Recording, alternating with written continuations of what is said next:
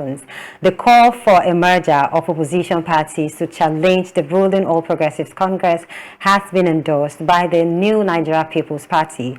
This affirmation was conveyed during a press conference in Abuja on Tuesday, where the acting national chairman of the party, Abba Kawu Ali, commended former Vice President Atiku Abubakar, who had earlier called for a merger to unseat the ruling party.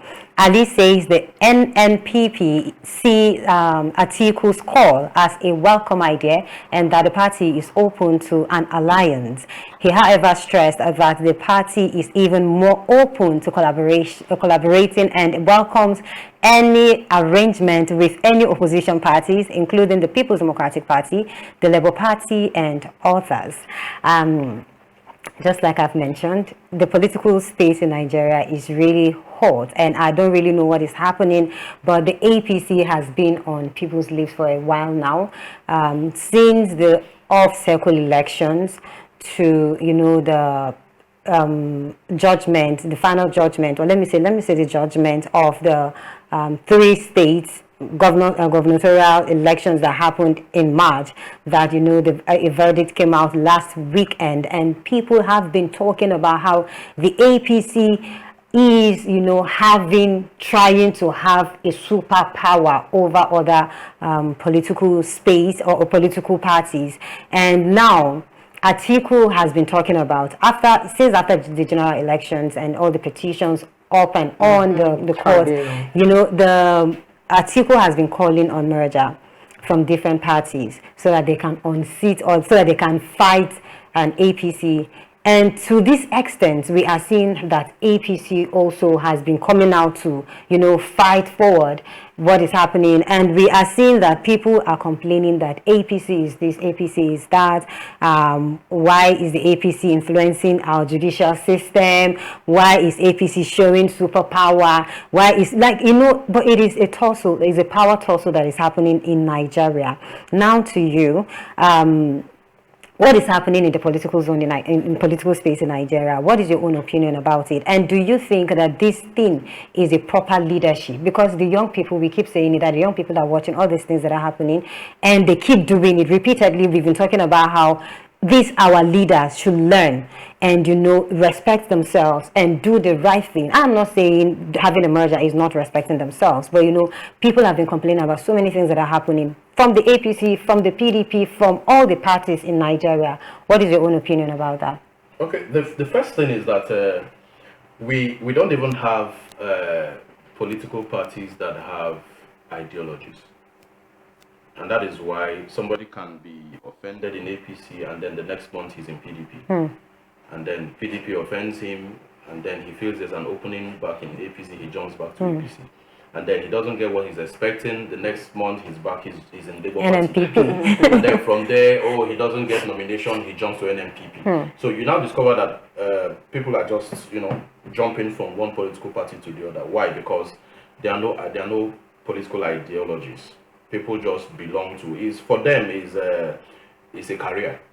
You know, you're not getting what you want from your employer. The next thing you look for another high-paying employer to jump boat and all that. So, but I think people need to, parties need to be formed along political ideologies, and that way, when you have an ideology, you look for a party that aligns with yours, and then you pitch your tents there. It's just like what we have in the US. You know, you find people who are Democrats, and they are Democrats for life. Yes. That's true. They are Democrats for life, you know, because they have ideals, they have ideologies, and they stick to it, you know. But in Nigeria, you know, politics is more of politics in Nigeria is a career, and it's the fastest paying career. We've talked about this before. The highest paying career, you know. And again, I feel, to corroborate what you just said, I feel that we need a political education. You know, these people are not politically oriented. Just see somebody grow from being joint body, like people will say. Then you see that I like you, I pick interest in you, and you are going to be the honorable of this very ward. From there he moves and moves and moves, and then he puts up every means possible to become the chairman of the local government, and then use all other means, like you said earlier today. You said some people went to the court of appeal with jazz on them, charms, throwing it in the environment and all of those things. But like you also rightly said that it is heated, but for me, I don't feel the political space in Nigeria is as though heated.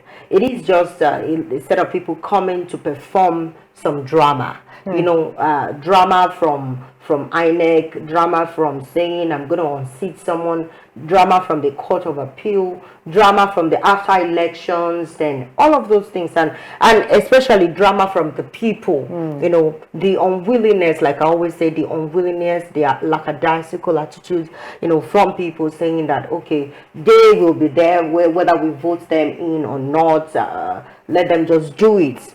The way they feel that is right. All of those things will not let our the kind of politics we practice in Nigeria grow. And Bayo Ononuga said yesterday in the press release, he said, why should somebody like former President Olusegun Obasanjo make a statement that the democracy we practice in Nigeria is not it, when he was the one who ruined everything from when he emerged as the president of the Federal Republic of Nigeria.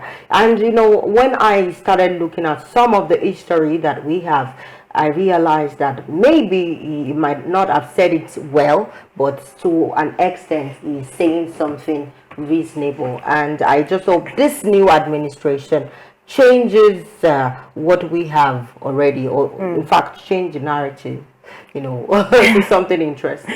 So maybe it's a trial and error thing. Probably you try this, if it doesn't work, you try another one. Exactly. We are practicing liberal democracy. He is saying that I think Africa should adopt Afro democracy instead of the liberal democracy, because it is not. That we copied from the US and he said it was forced on the continent, and it was forced. You agreed to it. You worked with it. He was the one that until this time. That yes. is until this time, and now he is coming out to say maybe this thing is not working, and so many backlash that he got, on the internet talking about you do not have the right. Someone said he doesn't even have the right when people are talking about things like this. He doesn't even have the right to come out and say, such a thing. That was what Chief Bode George also said. People like Chief Olabode George, President Olusegun Obasanjo, well, they have their opinions, and maybe it is to an extent valuable, but check the history before you come back.